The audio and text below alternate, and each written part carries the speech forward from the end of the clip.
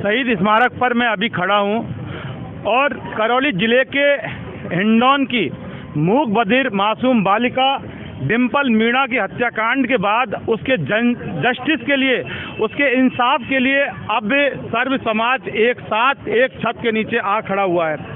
शहीद स्मारक पर 5 तारीख से डिंपल मीणा को इंसाफ के लिए लगातार मुहिम चलाई जा रही है और उस मुहिम का सोशल मीडिया पर इतना असर पड़ा है कि आज काफ़ी संख्या में, आप एक बार थोड़ा सा दिखाएं, अंधेरा हो रहा है लेकिन फिर भी शहीद स्मारक पर सैकड़ों लोग यहाँ इकट्ठा हैं।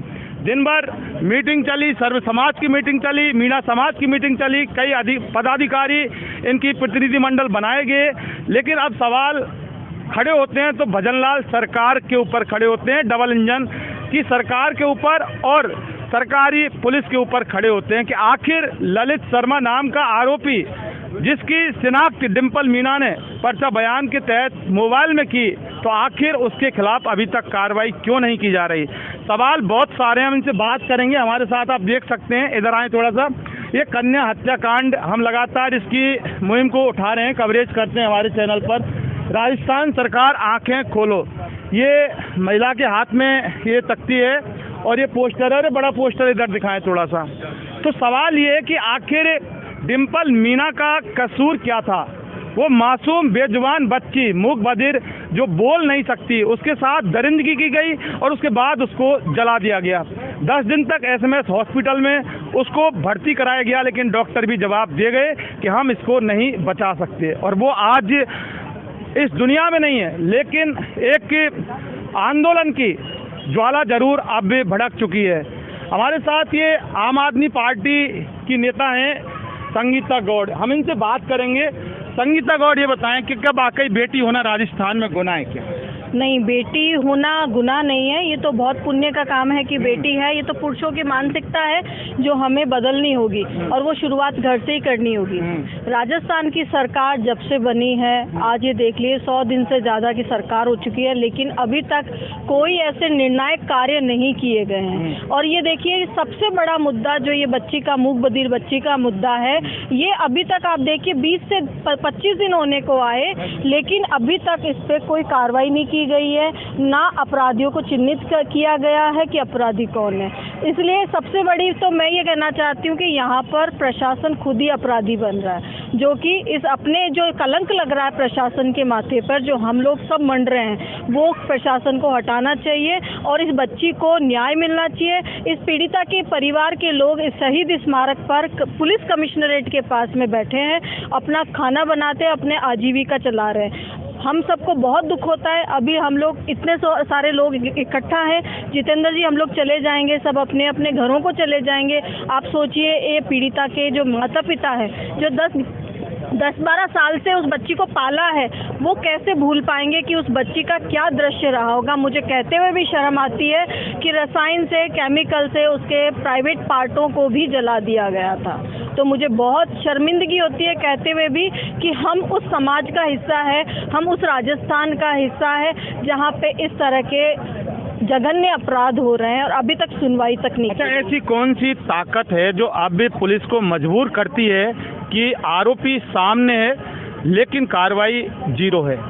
देखिए, सबसे बड़ी ताकत तो अभी तो यही है कि हमको ही बनना पड़ेगा, जनता को बनना पड़ेगा, सड़कों पर आना पड़ेगा, क्योंकि इंकलाब बोलने से इंकलाब जिंदाबाद नहीं होता। जिंदाबाद तभी होगा जब भी सभी लोग अपने अपने घरों से निकलने के लिए इस बच्ची के लिए, क्योंकि ये बच्ची आज डिंपल इस मीणा फैमिली की नहीं, राजस्थान की, वो मेरी भी हो सकती है, इनकी भी हो सकती है, इनकी भी हो सकती है, वो किसी की भी बेटी हो सकती है। क्योंकि अपराध जहाँ पर परचम लहरा रहा होता है, प्रचंड तरीके से अगर आ रहा है, तो वो किसी के साथ में भी होनी चाहिए और नकेल डलनी चाहिए ऐसे लोगों के बीच में, और इनको जेल में डालकर, अगर उनके भी प्राइवेट पार्ट, मैं कहती हूँ जिस तरह से उस बच्ची के प्राइवेट पार्ट को जलाया गया है, मैं कहती हूँ जो भी अपराधी सामने आते हैं उनके प्राइवेट पार्ट को भी जलाया जाए।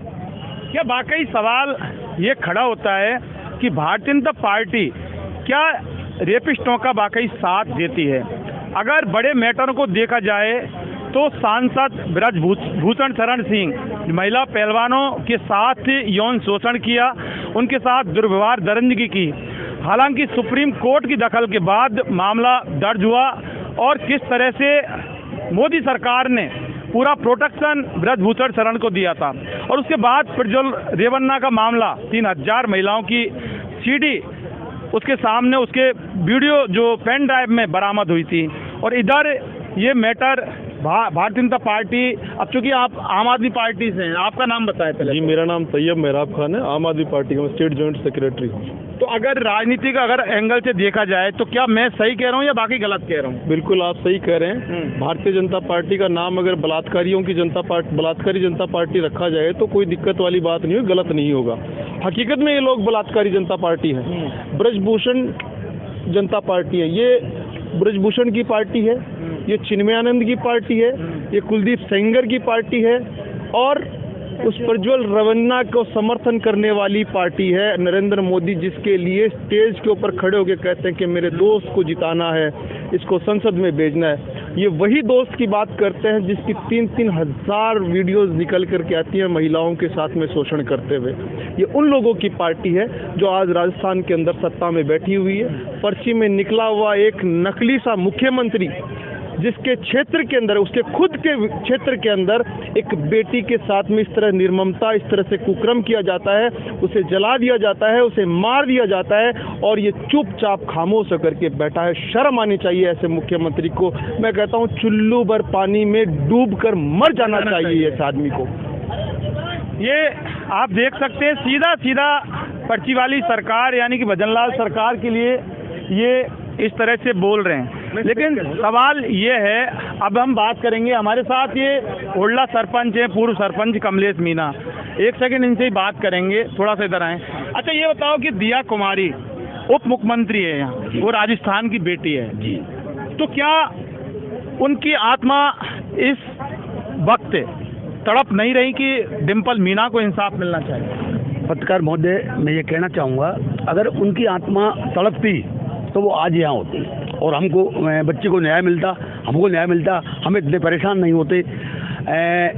मैं उनके दिया कुमारी जी लेके ये कहना चाहूँगा कि उनको थोड़ी सी भी अगर उनके वो होती महिला होने के नाते, तो उनको यहाँ आना चाहिए और न्याय दिलाना चाहिए। देखिए, न्याय की मांग अब पुरजोर तरीके से उठाई जा रही है। ये मामला हिंडौन का नहीं है, मामला करौली का नहीं है, मामला राजस्थान का भी नहीं है, मामला पूरे हिंदुस्तान और हिंदुस्तान की बेटी का है। लेकिन सवाल ये कि अब डिम्पल मीणा के इंसाफ की आवाज़ इस कदर अब गूंज उठी है कि अंधेरे में भी यहाँ जयपुर में राजस्थान के अलग अलग गांव से, अलग अलग इलाके, संभाग और ज़िले से लोग यहाँ इकट्ठे हैं। और ये वाकई एक बहुत बड़ी मिसाल है कि सर्व समाज के लोग और सारी जातियों के लोग आज यहाँ दिन भर इकट्ठे हैं। और यकीन मानिए कि अगर डिम्पल मीणा को, उसकी आत्मा को अगर इंसाफ नहीं मिला तो ये जो भीड़ है दिन प्रतिदिन बढ़ती जाएगी और एक बहुत बड़ा इंकलाब यहाँ खड़ा होगा, और वो जब तक कि डिम्पल मीणा को जस्टिस नहीं हो पाता। शहीद स्मारक से पवन कुमार के साथ इन्वेस्टिगेशन मीडिया के लिए मैं जितेंद्र शर्मा।